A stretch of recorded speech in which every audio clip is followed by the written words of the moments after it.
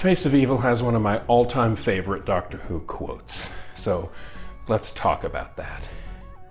Welcome to the Time Treadmill. I'm Ron, and these are my sweaty thoughts about Doctor Who.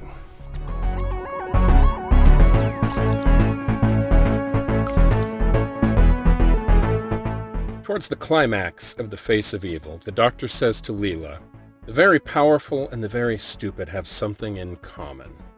They don't alter their views to fit the facts. They alter the facts to fit their views, which can be very uncomfortable if you happen to be one of the facts that need adjusting." That was true in 1976, and it's absolutely true in 2020.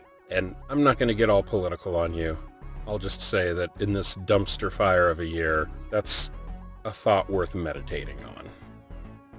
Now, The Face of Evil has a lot of really interesting things going on in it. The large concept behind the story is that the Doctor visited this location once before, encountered what he thought was a damaged supercomputer, but was, in fact, the birth of a brand new life form. And in linking his neural processes to it to help heal the computer, he actually imprinted his entire personality on this new being, which subsequently led to a completely schizophrenic, powerful entity. And that's what he encounters here many, many generations later. And the story makes interesting use of the devolution of language over time, or the evolution, depending on how you look at it. The survey team on this colony ship, over the course of generation after generation after generation, becomes the Seva team. Just like the technicians, or techs, over time become the Tesh. And with the reinforcement of this schizophrenic computer, both tribes are horribly altered by eugenics.